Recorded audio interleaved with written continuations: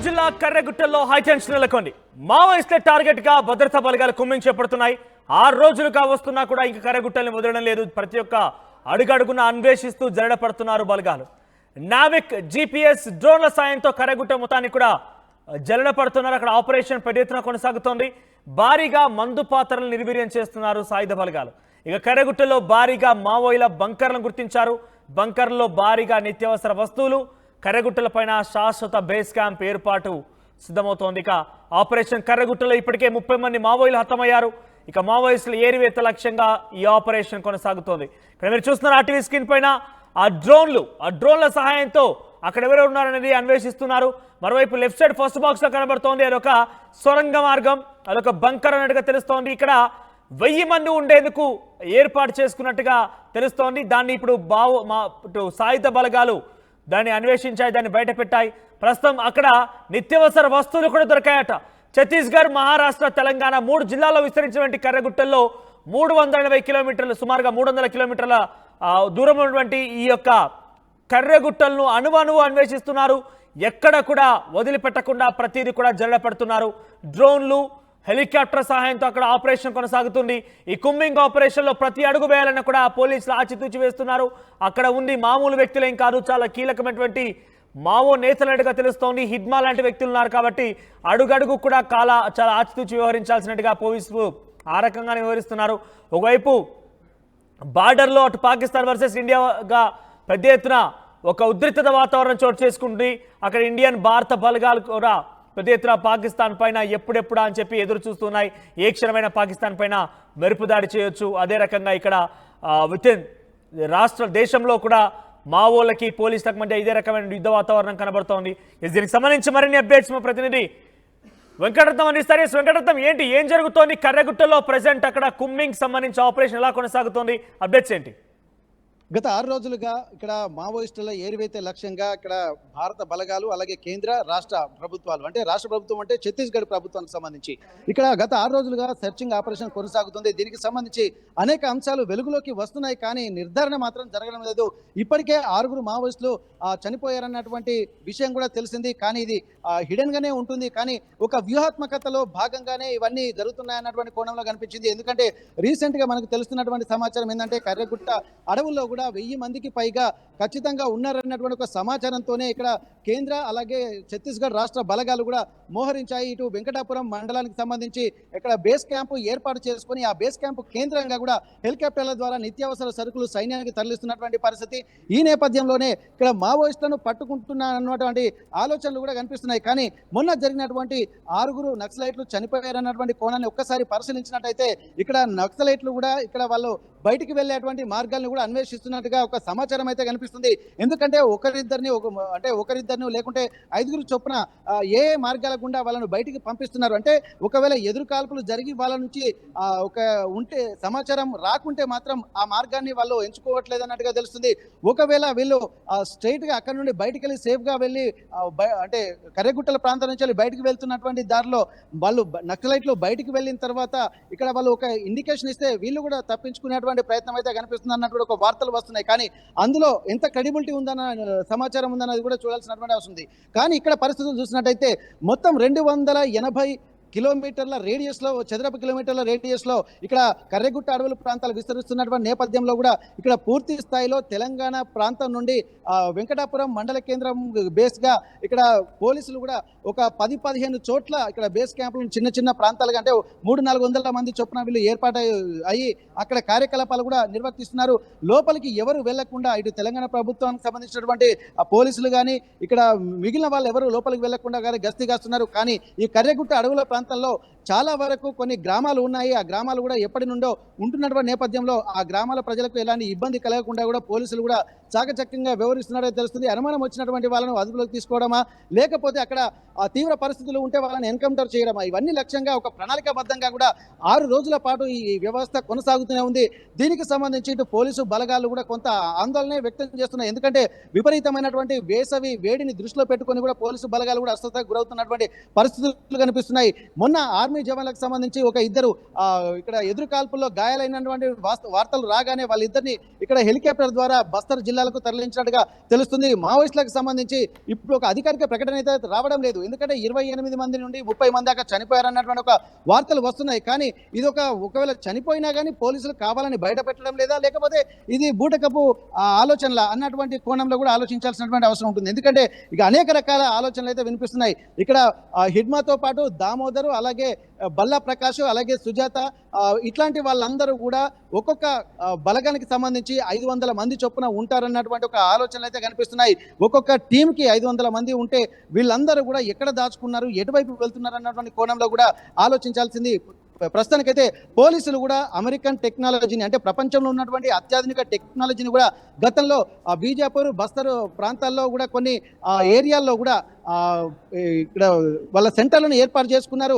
ఆ బేస్ క్యాంపులను ఏర్పాటు చేసుకొని ఆ కేంద్రంగా కూడా ఇక్కడ ఏమేమి జరుగుతుందో ఒక హై డెఫిషియన్సీ కెమెరాలను, అలాగే నిఘా వ్యవస్థను కూడా పటిష్టంగా లోపలికి పంపించి ప్రతిదీ కూడా జల్లెడబడుతున్నట్టుగా తెలుస్తుంది. వీటన్నిటిని దృష్టిలో పెట్టుకుంటే పోలీసులు అంటే కేంద్ర బలగాలకు ఇక్కడ మావోల సమాచారం, ఉనికి, కదలికలు ఉన్నాయా లేనటువంటి ఒక ఆలోచన అయితే కనిపిస్తున్నాయి. కానీ తాజాగా ఇక్కడ పోలీసులు వెతుకుతున్నటువంటి క్రమంలో ఒక భారీ బంకర్లు కూడా ఇక్కడ కనిపించినట్టుగా తెలుస్తుంది. అందులో 1000 మందికి పైగా తలదాచుకునే విధంగా ఈ బంకర్లు ఉన్నాయని చెప్పి గత కొద్ది రోజుల క్రితం భారీ స్థాయిలో ఇక్కడ అంటే మావోయిస్టులకు సంబంధించి సమావేశాలు జరిగాయి.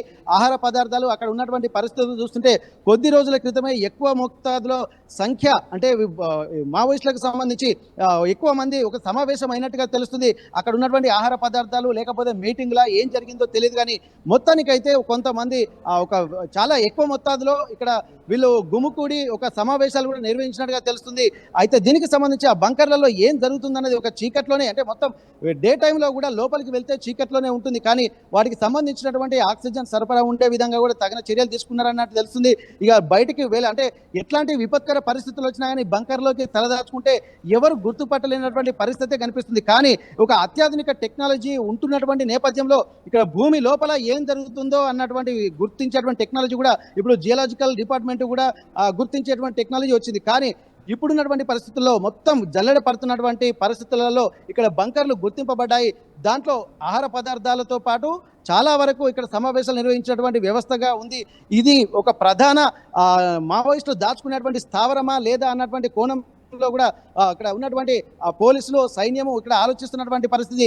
దీనికి సంబంధించి పోలీసులకు సంబంధించి కూడా టెక్నాలజికల్ గా, అలాగే హెలికాప్టర్ల ద్వారా, డ్రోన్ల ద్వారా, అలాగే హై డెఫిషియన్సీ కెమెరాల ద్వారా కూడా మొత్తం వెతుకుతున్నటువంటి పరిస్థితి కనిపిస్తుంది.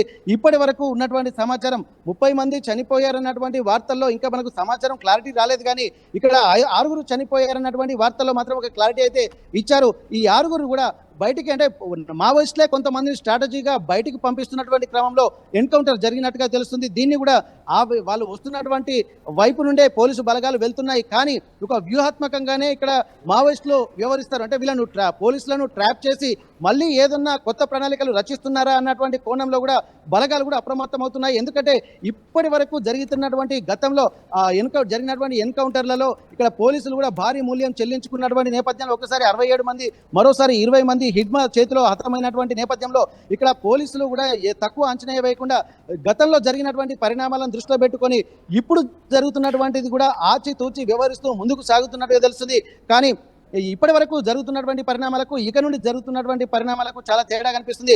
ఎందుకంటే నిన్నటి వరకే కూమికి సంబంధించి పోలీసులకు సంబంధించి ఒక ప్రత్యేకమైనటువంటి స్ట్రాటజికల్గా ఒక 5 రోజులు మాత్రమే అనుకున్నారు. కానీ అక్కడ ఉన్నటువంటి పరిస్థితులను దృష్టిలో పెట్టుకొని మరికొద్ది రోజులు ఎక్స్టెండ్ చేసే విధంగా కూడా ఇక్కడ మనకు కనిపిస్తుంది.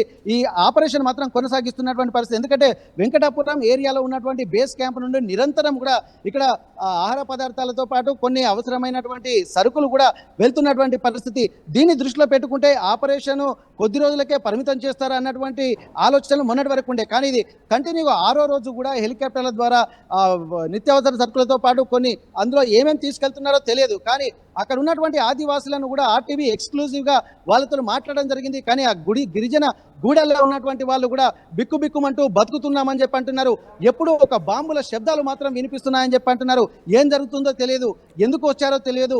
మా జీవితాలు కూడా, ఎందుకంటే వాళ్ళ జీవనోపాధి కూడా అడవులతోటే ముడిపడి ఉంటుంది కాబట్టి అది కూడా ఒక ప్రమాదంలో పడేటువంటి అవకాశం ఉందన్నటువంటి ఒక ఆందోళన కూడా ఆదివాసీలు ఆర్టీవీ తోటి చెప్పడం జరిగింది. వీటన్నిటిని దృష్టిలో పెట్టుకుంటే ఇక్కడ మనం అనుకోవచ్చు ఆ బాంబుల మోత వస్తుంటే మరి ఎన్కౌంటర్లు జరుగుతున్నాయా అన్నటువంటి కోణంలో కూడా పరిశీలించడం జరిగింది. కానీ ఎప్పుడో వస్తాయి, రోజుకు 2-3 సార్లు మాత్రమే ఒక భీకరమైనటువంటి శబ్దాలు, భయంకరమైనటువంటి శబ్దాలు రావడంతో ఏం జరుగుతుంది కర్రెగుట్ట అడవుల్లో అన్నటువంటి భయాందోళన వీళ్ళు వ్యక్తం అవుతుంది. ఎందుకంటే మా వాళ్ళ నుంచి కూడా శాంతి చర్చలు నేపిద్దాం, శాంతి చర్చలకు సిద్ధంగా ఉన్నామని చెప్పి చాలా మంది మద్దతుదారులు కానివ్వండి, అటు 3 రాష్ట్రాల్లో కూడా ఎవరైతే మావోలకు మద్దతుగా లేకుంటే వాళ్ళకి సపోర్ట్గా ఉండే వ్యక్తులు కూడా చాలా పెద్ద ఎత్తున ధర్నాలు చేపడుతున్నారు, ప్రభుత్వం దగ్గర విజ్ఞప్తి చేస్తున్నారు, బీజేపీ ఎంపీలతో మాట్లాడుతున్నారు.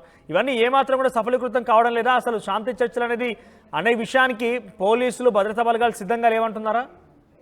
అయితే గతంలో కూడా మావోయిస్టులతోటి శాంతి చర్చలు జరిగేటువంటి పరిస్థితులు కనిపించినప్పుడు మొదటిసారి అసలు శాంతి చర్చలకు పిలుపునిచ్చారు కానీ అప్పుడు కాలేదు. కానీ రెండో దఫా వైఎస్ రాజశేఖర రెడ్డి ఆధ్వర్యంలో కూడా శాంతి చర్చలని చెప్పినటువంటి నేపథ్యంలో కూడా అప్పుడు శాంతి చర్చలకు వెళ్ళిన తర్వాత శాంతి చర్చలు సఫలం కాలేదు. పైగా శాంతి చర్చలు జరిగిన తర్వాత వాళ్ళు వెళ్తున్నటువంటి క్రమంలో కొంతమంది మావోయిస్టులను, చర్చలకు వచ్చినటువంటి వాళ్ళను కూడా వెంటాడి చంపారన్నటువంటి ఒక ఆరోపణలు కూడా గతంలో పోలీసులు ఎదుర్కొన్నారు. కానీ ఈ నేపథ్యంలో శాంతి చర్చలకు వీళ్ళు సిద్ధమా లేదా అన్నది ఆ ప్రభుత్వం అయితే సిద్ధంగా ఇప్పటివరకు సానుకూల స్పందన అయితే రాలేదు. కానీ ఇక్కడ మావోయిస్టు పార్టీల నుండి అలాగే ప్రజా సంఘాల నుంచి కూడా ఒక ఒత్తిడి అయితే వస్తుంది.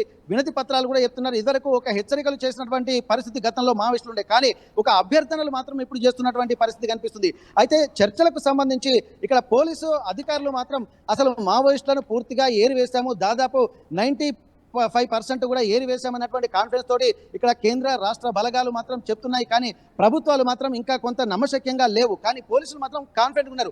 అసలు మావోయిస్టుల ప్రాబల్యమే లేనప్పుడు చర్చలు ఎందుకు అన్నటువంటి కోణం కూడా ప్రభుత్వం నుంచి వస్తున్నట్టుగా తెలుస్తుంది. కానీ ఇక్కడ ప్రజా సంఘాల నుండి ఇది ఒక చర్చలు అనేది కూడా రేపు రాబోయే రోజుల్లోకి ఒక భావి తరాలను దృష్టిలో పెట్టుకొని ఒక శాంతియుతమైనటువంటి చర్చలు కూడా ఒక భావజాలానికి మధ్య ఉన్నటువంటి ఆలోచనలు కాబట్టి ఒక సానుకూల వాతావరణం ఏర్పడేందుకే ఇక్కడ చర్చలు అని చెప్పానని ఇక్కడ మావోయిస్టులు అలాగే మావోయిస్టుల తరపునటువంటి ప్రజా సంఘాలు కూడా కొంతమంది చెప్తున్నటువంటి పరిస్థితి. అసలు చర్చలకు మాత్రం ప్రతిసారి అసలు అంటే మావోయిస్టుల నుండి మాత్రం చర్చలు అన్నటువంటి పిలుపు వస్తున్నటువంటి పరిస్థితుల్లో కూడా ఇక్కడ కేంద్ర ప్రభుత్వం నుండి కానీ రాష్ట్ర ప్రభుత్వాల నుండి కానీ అసలు సానుకూల స్పందన ఇప్పటి వరకు రాలేదు.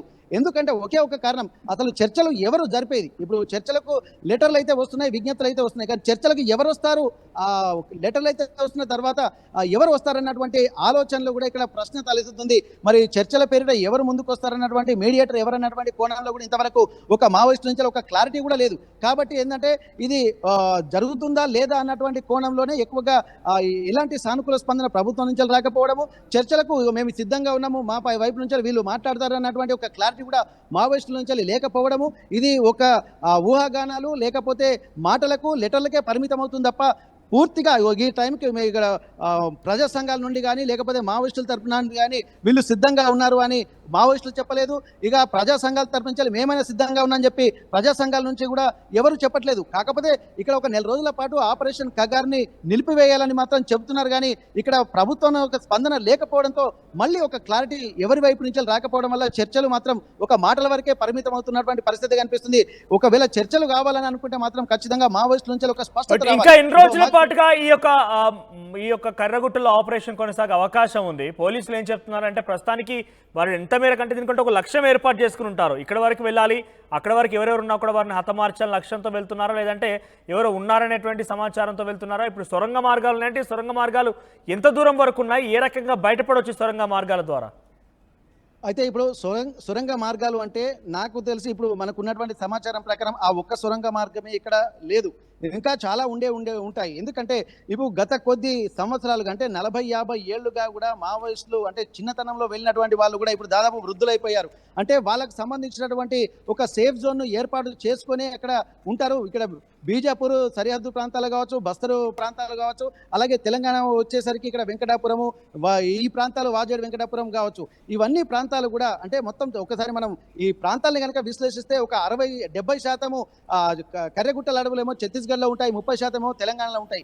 ప్రభుత్వాలు కూడా గతంలో కూడా మావోయిస్టుల ఏరివేత లక్ష్యంగా ఆపరేషన్ కగారు దృష్టిలో పెట్టుకొని 4000 చదరపు కిలోమీటర్ల మేర ఇక్కడ బస్తరు ప్రాంతానికి సంబంధించి అక్కడ ఒక బేస్ క్యాంప్ను ఏర్పాటు చేసుకున్నారు. ఆ బేస్ క్యాంప్కు సంబంధించి కూడా హిడ్మా ఎక్కడైతే ఏ ఊరైతే ఉన్నదో ఆ హిడ్మా ఉన్నటువంటి ప్రాంతాల్లోనే 4000 చదరపు అడుగుల విస్తీర్ణంలో ఒక బేస్ క్యాంప్ ఏర్పాటు చేసుకున్నారు. అది ఛత్తీస్గఢ్ ప్రాంతానికి సంబంధించి పరిమితం చేశారు. కానీ ఇప్పుడు ఒక స్ట్రాటజీ కూడా వినిపిస్తుంది. అది ఎంతవరకు నిజం అనేది మనం ఆలోచించాల్సినటువంటి అవసరం ఉంటుంది. కానీ ఇప్పుడు అదే కోణంలో ఈ 30% ఉన్నటువంటి కర్రెగుట్ట అడవులు తెలంగాణ ప్రాంతానికి ఏదైతే ఉందో దీనికి కూడా ఒక బేస్ క్యాంప్ను ఏర్పాటు చేయాలంటే ఇక్కడ మళ్ళీ మావోయిస్టుల వేట పేరుతోటి వెళ్ళి ఒక అనుకూలమైనటువంటి వాతావరణాన్ని చూసి అక్కడ కూడా బేస్ క్యాంపు ఏర్పాటు చేస్తున్నారా అన్నటువంటి ఒక ఆలోచనలు కూడా వస్తున్న నేపథ్యంలో అందులో భాగంగానే ఇటు మావోయిస్టుల ఏరివేత అలాగే సురక్షిత ప్రాంతాలు ఏమైనా ఉంటే అక్కడ బేస్ క్యాంపులను కూడా ఏర్పాటు చేసేటువంటి లక్ష్యం. ఈ రెండు కలగలిపి కేంద్ర బలగాలు కూడా ముందుకు వెళ్తున్నట్టుగా తెలుస్తుంది. వీటన్నిటిలో భాగంగానే ఇప్పుడు హెలికాప్టర్ల ద్వారా తరలించేటువంటి సామాన్ అంతా బేస్ క్యాంపులు ఏర్పాటు చేసేటువంటి ఒక స్థావరాల కోసమేనా అన్నటువంటి ఆలోచన అయితే తెలుస్తుంది. ఎందుకంటే అంత దూరం మామూలుగా వెళ్ళేటువంటి వాళ్ళు ఎవరు లేరు. ఈ హెలికాప్టర్ల ద్వారా వెళ్తున్నారు. పోలీసులు మాత్రం కింద నుండి బలగాలు దాడులు చేసుకుంటూ వీళ్ళు కూడా వెళ్తున్నారు. ఈ నేపథ్యంలో కూడా పోలీసులకు సంబంధించి ఒక్కొక్కటి బయటపడుతున్నారు. ఎందుకంటే వీళ్ళు కింద నుండి సాయుధంగా నడుచుకుంటూ వెళ్తున్నటువంటి నేపథ్యంలో వీళ్ళు మొత్తం ఎక్కడెక్కడ బాంబ్ స్క్వాడ్లు ఉన్నాయా అన్నటువంటి కోణంలో కూడా వెళ్తున్నారు. అందులో భాగంగానే నిన్న కూడా ఒక ఆర్మీ జవాన్కి కూడా ఒక ప్రెషర్ బాంబు కాళ్ళు పగిలిపోయినట్టుగా వార్తలు వచ్చాయి. దానికి సంబంధించినటువంటి ఫోటోలు కూడా విడుదల చేశారు. అంటే ఖచ్చితంగా కర్రెగుట్టల వైపు మావోయిస్టులు గతంలో చెప్పిన విధంగానే బాంబులు అమర్చినటువంటి మాట వాస్తవమే అన్నట్టుగా తెలుస్తుంది. గతంలో కూడా కొంతమంది ఆ ప్రెషర్ బాంబులు పేలి గాయాల పాలయ్యారు, ఒకరు చనిపోయినటువంటి పరిస్థితి కూడా ఉంది. కాబట్టి ఆచితూచి అడుగులు వేసుకుంటూ వీళ్ళు వెళ్తున్నారు. కానీ ఒక సురక్షిత ప్రాంతాల్లో కూడా బేస్ క్యాంప్ ఏర్పాటు చేసి ఆ బేస్ క్యాంప్ కేంద్రంగా ఇటు తెలంగాణ నుండి ఒక బేస్ క్యాంపు అలాగే ఛత్తీస్గఢ్ నుండి ఒక బేస్ క్యాంపు, ఈ రెండు బేస్ క్యాంపుల ఆధారంగా ఛత్తీస్గఢ్ కర్రెగుట్ట అటవీ ప్రాంతాలని కూడా తమ ఆధీనంలోకి తెచ్చుకుంటున్నారన్నటువంటి విమర్శలు కూడా వివిధ ప్రజా సంఘాల నేతలు చెప్తున్నటువంటి పరిస్థితి. అసలు ఏం జరుగుతుంది కర్రెగుట్టలో అన్నటువంటి ఒక కోణం కూడా ఇక్కడ ఆలోచనలు రేకెత్తిస్తుంది. ఇటు మావోయిస్టుల ఏరివేత లక్ష్యమా లేకపోతే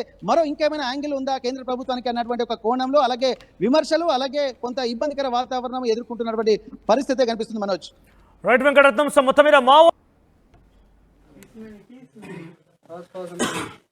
गया वाला तो रंडा हो गया।